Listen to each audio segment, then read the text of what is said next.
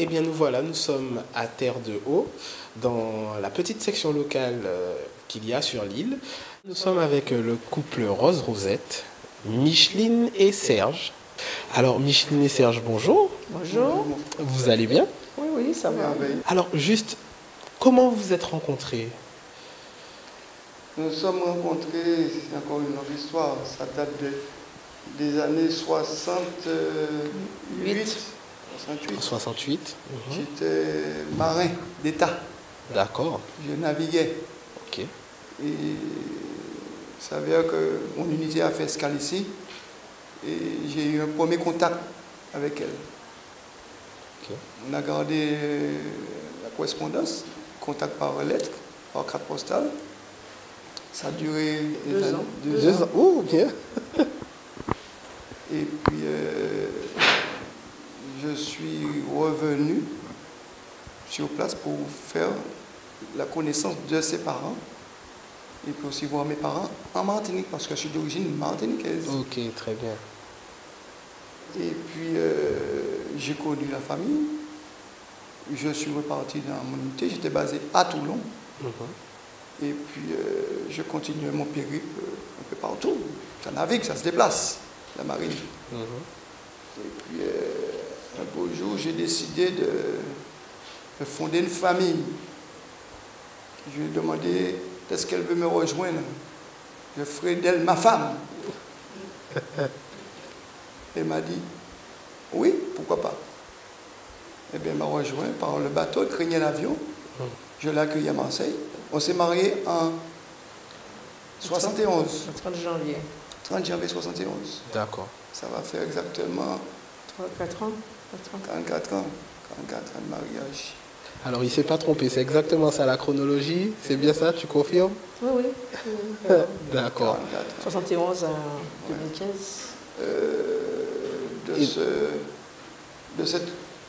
De ce rapprochement, on a décidé de se marier. On s'est marié comme le grand, avec 3 parents et des amis. Ok. Des relations de travail, des marins. De là est née ma première fille, Gladys,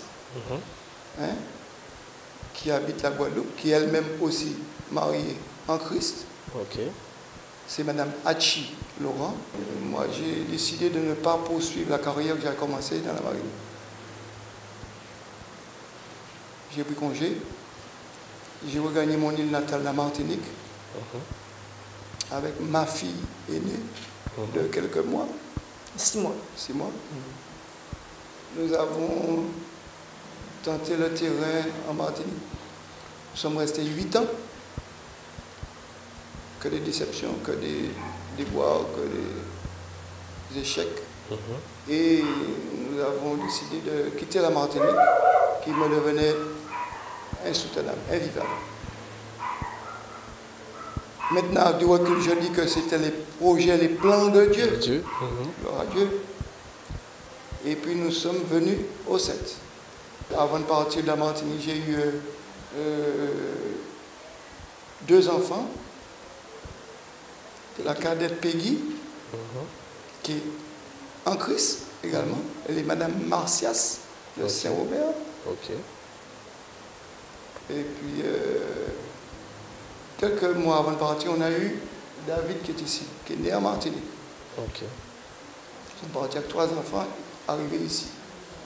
Plusieurs années après, en quelle année, on a fait la connaissance j'ai découvert la connaissance de Florence Kizone. Kizone était une missionnaire. 80, années 80. 80, qui était venue évangéliser l'île, quoi, qui venait tous les samedis régulièrement. Et comme une horloge, il ne manquait pas un sabbat, et puis voilà. Très ponctuel. Elle a évangélisé ma belle-mère, Jocelyne qui a relancé. Et puis, elles allaient, moi j'avais rien contre. Et en revenant sur la Martinique, elle avait contact avec les témoins. J'étais hostile déjà. J'étais hostile. Enfin, on est parti à temps, elle n'a pas pu poursuivre les études avec les témoins. C'est le projet de Dieu. Et si Florence me porte l'évangile, puisqu'elle était une missionnaire, je lui réponds crûment, Que ça si ne je peux t'intéresse pas. expliquer ce terme, que ce n'est pas pour moi. Je suis un jeune, je suis matérialiste, je veux aller de l'avant. Je veux m'installer, construire ma maison et puis aller de l'avant, voir, me mettre à l'aise, quoi. Je prierai pour toi. J'ai dit, si tu veux, tu pries pour moi. Je n'ai rien contre. Mon épouse a emboîté le pas, a commencé à approfondir ses connaissances et puis elle me parlait aussi de Jésus. J'avais rien contre. Je la conduisais au culte au sabbat matin. On a occupé plusieurs locaux. Tu la conduisais au culte? Au culte, oui. Et tu repartais et tu retournais la chercher? Oui, le petit groupe était en début de formation ici. Je l'amenais, comme je suis transporteur touristique. Ok. Je l'amenais le samedi, j'allais au travail. Un beau jour, un frère me dit, je te laisse aller adorer ton Dieu. J'ai réfléchi, je me dis, mais qu'est-ce qu'elle veut me dire par là? Elle a son Dieu, moi j'ai mon Dieu. Ça m'a touché, ça m'a fait Réfléchir. J'ai continué ma course. Après, Florence me visite de temps en temps quand même. Alors Serge, comment vas-tu? Ça va? Oui, ça va, ça va. Mais le mot qu'on m'a dit, ça me donne déjà à réfléchir. Je les amène. C'est bon, les frères viennent, on a la visite. Il y a toujours du monde, je les véhicule, bien sûr. Ça va, ça se passe bien. Et puis, un beau jour, je dis à Florence, pourrais-je avoir une Bible?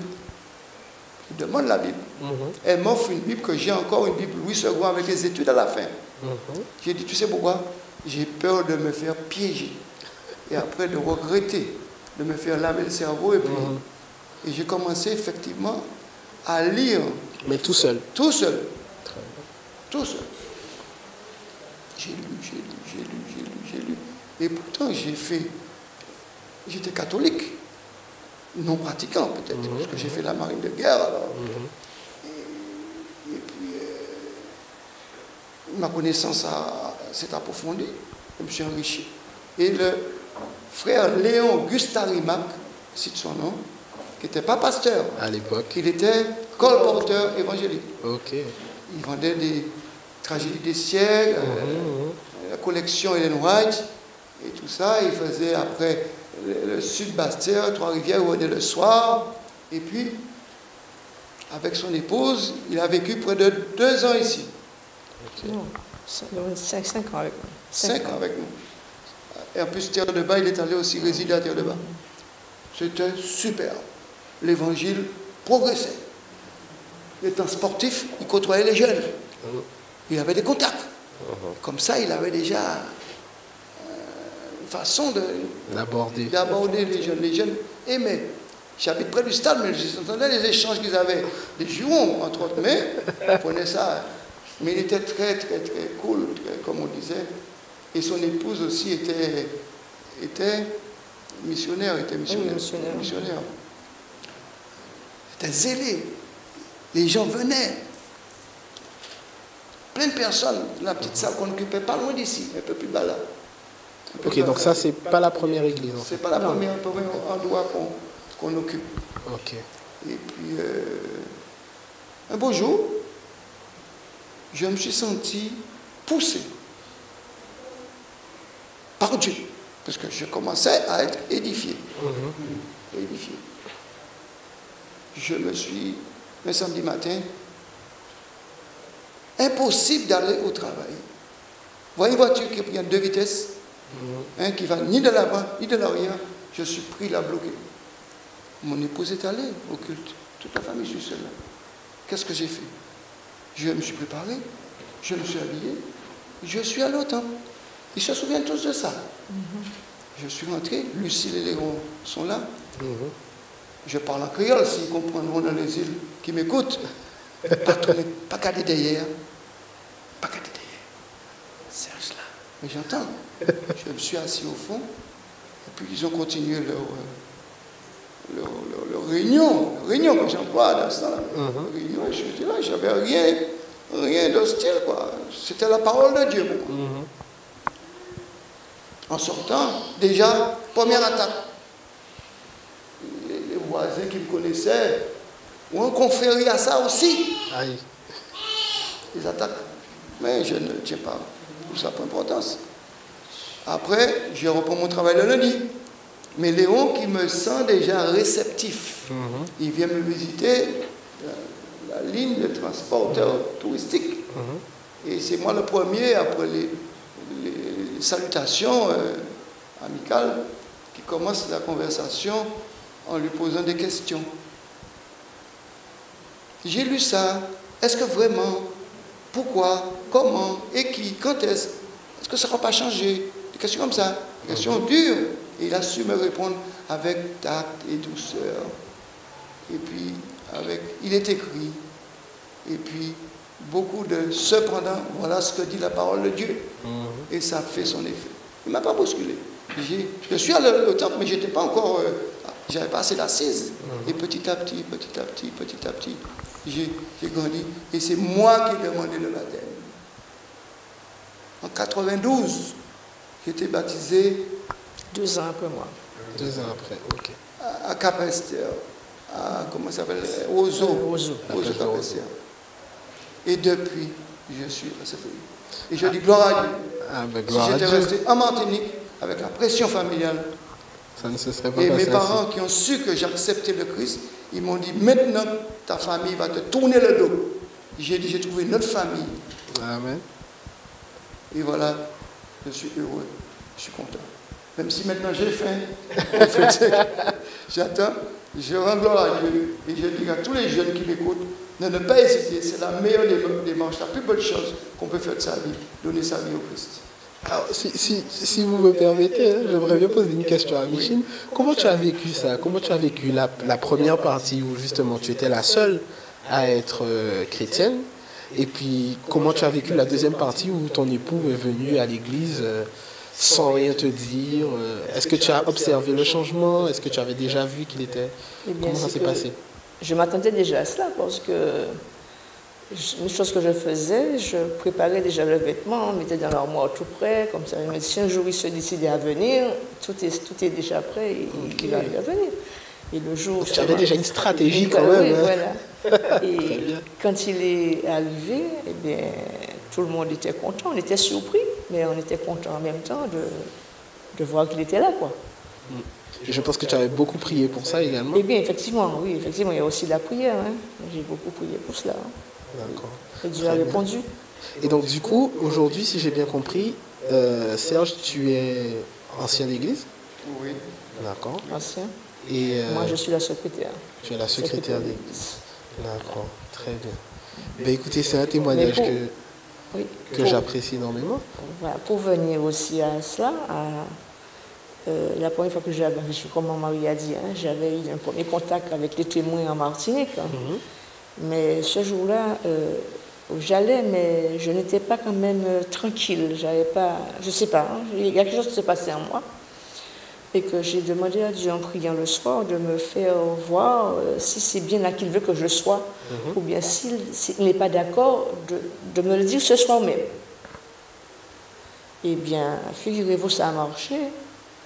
En me levant pour aller voir mes enfants dans la chambre, dans la deuxième chambre, alors j'ai senti une présence. En allant les voir, j'ai senti une présence dans la chambre. En retournant, la présence était toujours là. Hein. Je m'assis sur mon lit, la personne est là. J'ai prié. Et quand j'ai prié, j'ai plus senti la personne un peu. La présence était partie. Alors je me suis dit sûrement que Jésus est venu me dire que c'était pas là où il voulait que je sois. Et il fallait qu'on a pris la décision de venir ici. Et c'est là que j'ai connu l'évangile avec la sœur Guizone, qui venait voir ma sœur. Et c'est avec elle que j'ai progressé, quoi. Et après, je me suis fait baptiser. C'était maman, ma soeur et moi, on était 3. Les 3 premiers. On s'est fait baptiser à la plage de Pompières. Naturellement, on a eu beaucoup de critiques par les Saint-Ois. Les Saint-Ois n'étaient pas encore assez ouverts comme maintenant. Au point de vue spirituel, ils sont plus quand même ouverts. Et ça, on a eu beaucoup de critiques ce jour-là, quoi. Mais cela, par la grâce de Dieu, cela s'est bien passé. Et jusqu'à maintenant, nous sommes toujours là, au service de Dieu. Alors, 3 petites questions. La première, puisqu'on parle d'ouverture, récemment, je crois qu'il y a quand même 2 ans, si je ne me trompe pas, il y a eu une activité de jeunesse sur le territoire des Saintes, D'accord, les jeunes. Alors, vous avez entendu parler de JASP. Je sais que vous avez entendu parler. Oui, je me rappelle, nous sommes venus une fois. Donc voilà, où justement les jeunes ont eu à intervenir sur le point de vue de la santé au niveau de la population. Est-ce que vous avez perçu un changement au niveau de la population, au niveau de l'acceptation de l'évangile et du témoignage oui, c'est-à-dire que les gens nous acceptent mieux maintenant. Hein. Quand on leur donne une priorité, ils acceptent. Hein.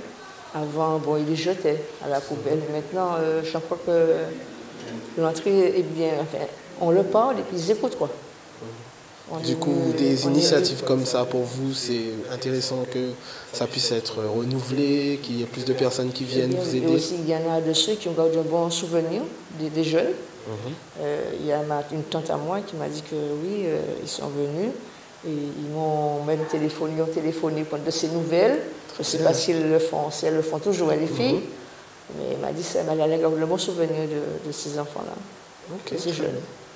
Alors, l'autre question, c'était, est-ce qu'il y a un souvenir fort d'un temps d'évangélisation ou d'une expérience en particulier, même si vos expériences sont déjà de très belles expériences, hein, mais est-ce qu'il y a une chose qui vous a marqué spirituellement, en tout cas sur le territoire de Terre de Haut, et que vous vouliez partager avec nous?